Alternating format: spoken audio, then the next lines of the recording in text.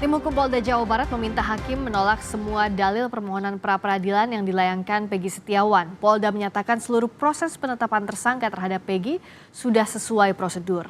Tim Hukum Polda Jawa Barat menyanggah pernyataan kuasa hukum Peggy terkait penetapan tersangka tanpa dua alat bukti yang sah.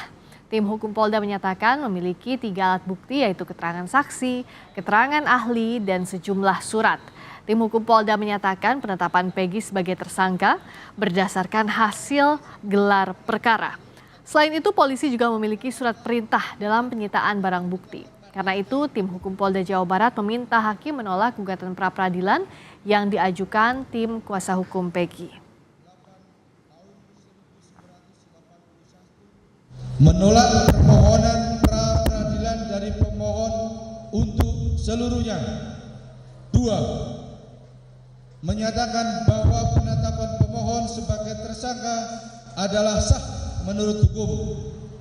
3. Menghukum pemohon pra-peradilan untuk membayar biaya yang timbul dalam perkara ini. Atau apabila hakim berpendapat lain, maka dalam peradilan yang baik mohon putusan yang seadil-adilnya et aquo bono. Soal penetapan Peggy sebagai tersangka, Tim Hukum Polda Jawa Barat menyatakan penetapan status tersangka Peggy merupakan hasil gelar perkara, sehingga telah melalui analisis yang mendalam. Diskusi dan dialog gelar perkara tersebut, pimpinan dan peserta gelar berdasarkan fakta-fakta hukum yang telah diperoleh penyidik sepakat menetapkan saudara Peggy Setiawan alias Peron ditetapkan sebagai tersangka karena penyidik telah mendapatkan lebih 2 alat bukti yang cukup sesuai dengan pasal 184 KUHP dan putusan Mahkamah Konstitusi nomor 21/PU/12 Romawi/2014 apabila pemohon mendalilkan bahwa termohon tidak menganalisa secara hukum terhadap bukti yang dianggap cukup dalam menetapkan tersangka terhadap pemohon oleh termohon sehingga pemohon menganggap tidak sah, sehingga dalam demikian dalil pemohon sangatlah keliru dan harus ditolak. Sebelumnya kuasa hukum Peggy menyebut dalam kasus pembunuhan Vina dan Eki, polisi salah sasaran atau error in persona. Peggy Setiawan yang ditangkap dan ditetapkan sebagai tersangka saat ini bukanlah Peggy Peron. Bahwa ironisnya terhadap seluruh surat tersebut di atas dikeluarkan oleh termohon sangatlah keliru, salah orang, error in persona atau salah sasaran. Sebab sejak tahun 2016 dan atau 8 tahun lalu dengan bersandar pada rilis termohon sendiri dan putusan Mahkamah Agung RI nomor 1035-K-PIT-2017 yang termasuk DPO atas nama Peggy alias Peron, bukan Peggy Setiawan, karena Peggy Peron dan Peggy Setiawan adalah orang yang berbeda baik dari usia, alamat maupun ciri-ciri lain dengan pemohon. Polisi meyakini Peggy Setiawan adalah Peggy Peron. Dalam sidang pra-peradilan, polisi mengungkap keterangan sejumlah saksi yang menyebut Peggy Setiawan memiliki nama panggilan Peron. Bahwa saksi kenal dengan orang yang bernama saudara Peggy karena satu daerah sering lewat ke rumah saksi dan sering nongkrong di SMP 11 Kesambi. Bahwa alasan sering nongkrong di depan SMP 11 Kesambi karena strategis, sering dijadikan tempat bertemu dengan teman-teman di sekitar tempat tersebut dan merupakan tempat nongkrong di wilayah sekitar anak-anak belakang SMP 11 Kesambi. Selain mengetahui saudara Peggy alias Peggy Setiawan, saksi juga mengetahui bahwa saudara Peggy memiliki nama panggilan lain yaitu Peron. 13. Saksi saudari Nilam Cahya menerangkan bahwa saksi mengenal saudara Peggy Setiawan sejak tahun 2014 dari mantan pacar saksi yang bernama saudara Ivan. Saksi mengenalnya di tempat berkumpul atau nongkrongnya di pintu masuk kantor Berita Rakyat Cirebon di Jalan Saladara, Karya Mulia, Kesambi, Kota Cirebon, dan saksi menjelaskan bahwa nama panggilan saudara Peggy Setiawan yang saksi ketahui adalah Peron. Selain keterangan saksi, polisi melakukan deteksi wajah menggunakan metode face comparison untuk membuktikan Peggy adalah Peron. Hasilnya di atas 90% identik antara foto wajah barang bukti dengan foto wajah pencarian Dukcapil. 17. Ahli Inafis Saudara Eko Wahyu Bintoro SHMKOM menerangkan bahwa melakukan pencarian wajah dengan metode 1:N dengan database kependudukan yang sudah terintegrasi dan dengan Dukcapil. Lalu kami mendapatkan beberapa kandidat dan kami pastikan kandidat yang memiliki nilai kemiripan yang sangat tinggi. Mekanisme selanjutnya adalah melakukan pencocokan wajah, melakukan metode face comparison 1:1 dengan hasil di atas 90% identik, yaitu membandingkan foto wajah barang bukti dengan foto wajah dari hasil pencarian ke database Dukcapil. Kemudian kembali lagi kami melakukan pencocokan. Apakah dalil-dalil tim hukum Polda Jawa Barat bisa meyakinkan hakim? Di sidang pra-peradilan hari ini kita ulas bersama pengacara Peggy Setiawan, ada Tony RM yang sudah bergabung serta mantan Kabar Eskrim Komjen Pol Purnawirawan Arief Sulistyo. Selamat malam Pak Arief, juga Mas Tony. Selamat malam Priska. Ya. Selamat malam, saya ke Mas Tony dulu. Mas Tony, tadi kalau dari tim hukum Polda Jawa Barat menekankan bahwa tidak ada yang namanya error in persona seperti yang didalilkan oleh pemohon, dikatakan bahwa Peggy alias Peron yang dimaksud adalah Peggy Setiawan. Apa bantahan dari Anda? Ya, yang disampaikan dalam jawaban termohon penyidik Polda Jawa Barat bahwa setelah dilakukan pencarian, dicocokkan, yaitu kan ngambil foto tahun 2016. Ngambil foto Peggy Setiawan tahun 2016, ya. Kemudian ditanyakan kepada saksi, kemudian dicocokkan ke Dukcapil. Ya memang benar kalau foto yang diambil itu adalah Peggy Setiawan. Wong ngambilnya juga dari rumah Peggy Setiawan, bukan ngambil di pasar, kan gitu. Foto yang bersama saudara itu yang dimaksud ya, Mas Tony ya, kalau foto ini ya? Artinya itu kan identik Peggy Setiawan yang memang Peggy Setiawan. Tetapi ya dalam jawaban penyidik Polda Jawa Barat tadi ya tidak ada satupun alat bukti ya yang didapat secara scientific crime investigation ya, misalnya sidik jari dari barang bukti yang sudah disita sejak 2016 yang tertuang dalam putusan pengadilan ya. Misalnya di situ ada bambu ya. Tidak pernah ada digali dari sidik jari bahwa itu adalah sidik jarinya PS. Kemudian tidak ada tes DNA kalau memang itu sperma ada. Kemudian PS juga misalnya ikut menyetubuhi. Nah, kemudian tidak ada rekaman CCTV. Jadi PS berada di lokasi ya. Ini hanya keterangan AF ya, di mana hanya keterangan AF dan Sudirman di mana AF hanya melihat jarak dari 100 meter, kemudian tidak mampu mengidentifikasi, dan AF menjelaskan bahwa itu adalah Peggy Setiawan dengan motor smash itu setelah ditangkap dicocok-cocokkan. Kemudian Sudirman ya, Sudirman yang memberikan penjelasan bahwa yang ada di lokasi adalah Peggy Setiawan dengan menggunakan sepeda motor warna pink, warna ungu, smash ya. Tetapi ketika jawaban selanjutnya, ketika ditanya, Sudirman itu masih mengingat-ingat. Seingat saya, ada tato di tangan. Seingat saya, ini ciri-cirinya. Nah, artinya begini, Sudirman sebagai pelaku tindak pidana, sebagaimana putusan tahun 2016, tidak perlu mengingat-ingat. Oh ini benar orangnya, kan gitu harusnya. Itu artinya, ya, jawaban yang disampaikan itu dengan alat buktinya itu hanya saksi, ya, dari Sudirman dan dari AF ya, kami melihat itu tidak ada alat bukti yang scientific evidence ya, sehingga itu hanya keterangan-keterangan pengakuan-pengakuan saja. Yang lebih lucu lagi ya nanti ya pada saat pembuktian dari pihak termohon alat bukti yang digunakan oleh termohon penyidik Polda Jawa Barat untuk menetapkan tersangka, tetapi alat bukti itu tidak mau dihadirkan di persidangan saat pembuktian dari pihak termohon. Padahal saksi itu ingin kami uji, ya, apakah keterangan AF, apakah keterangan Sudirman, benarkah ya mengatakan seperti yang disebutkan, yang dipaparkan dalam jawaban termohon tadi. Oke, saya ke Pak Arief. Tadi kalau dari Mas Tony bilang bahwa alat bukti yang dihadirkan di persidangan tidak ada yang berdasarkan scientific crime investigation dan dianggap bahwa tidak memenuhi syarat minimal 2 dari 5 alat bukti yang ada di Kitab Undang-Undang Hukum Acara Pidana. Bagaimana menguji ini kalau secara objektifnya, Pak Arief? Terima kasih, Rizka. Selamat sore, Mas Tony. Selamat sore, Pak Arief. Sudah berjuang sampai dengan hari ini untuk menegakkan keadilan. Saya salut. Dan inilah mekanisme hukum yang memang diberikan oleh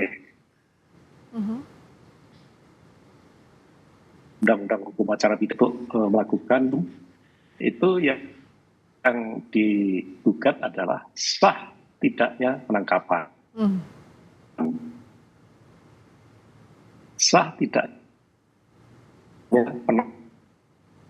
penahanan, sahnya penghentian, dan sah tidak pidana terlebih dahulu. Kemudian mengenai siapa pelaku yang sebenarnya,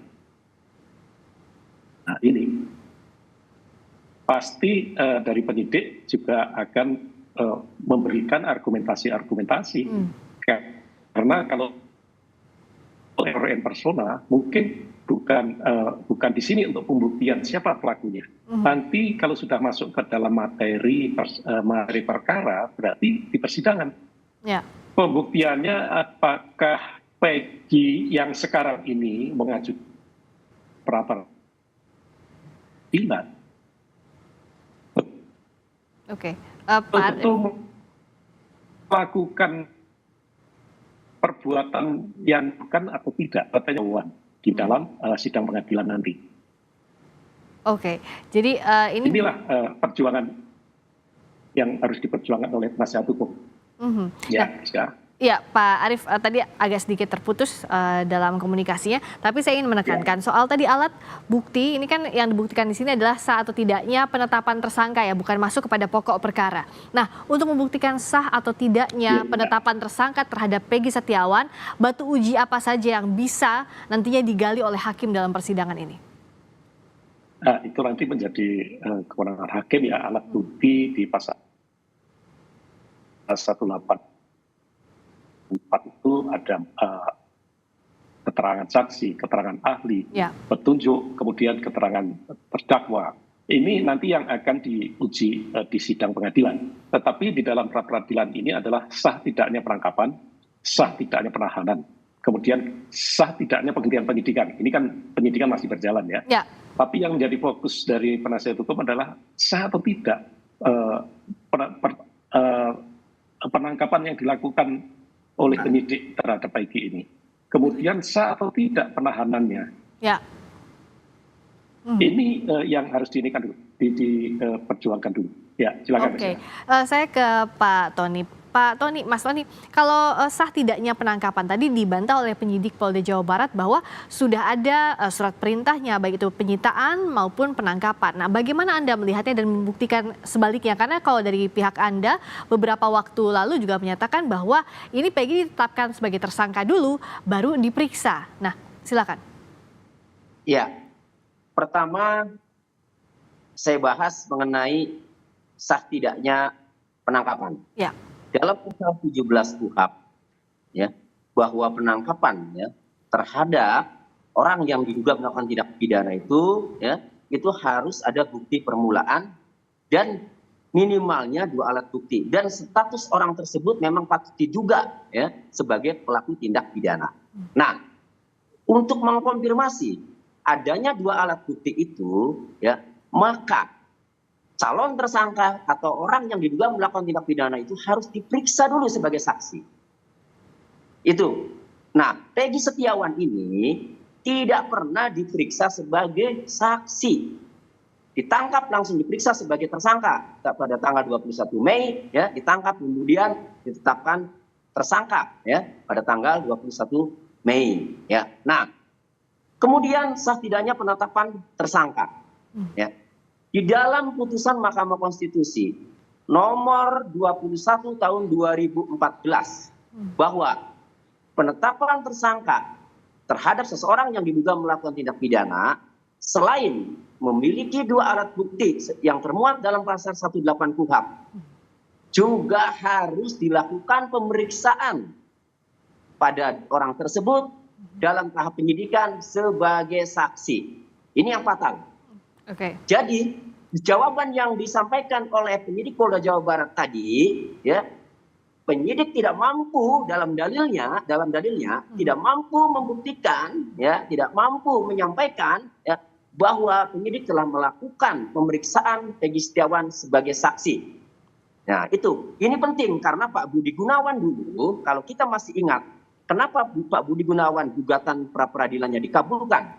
Karena dalam keadaan mepet begitu Pak Budi Gunawan jadi calon kandidat Kapolri, langsung ditetapkan tersangka tanpa diperiksa sebagai saksi. Hal itulah yang kemudian gugatan Pak Budi Gunawan dikabulkan. Kemudian dikeluarkanlah putusan Mahkamah Konstitusi. Akhirnya penetapan tersangka itu menjadi objek pra peradilan dengan catatan tadi, selain memiliki 2 alat bukti, maka diperiksa dulu calon tersangkanya sebagai saksi. Ini tidak dilakukan. Itu syarat formal tadi yang akan diuji oleh hakim pra peradilan nanti. Oke, soal syarat formal ini tentu Pak Arief sudah hatam betul sebagai mantan Kabareskrim. Tadi Mas Tony bilang bahwa tidak pernah diperiksa sebagai saksi Peggy Setiawan. Ini bisakah jadi celah bahwa penangkapan terhadap Peggy Setiawan dan penetapan tersangkanya tidak sah?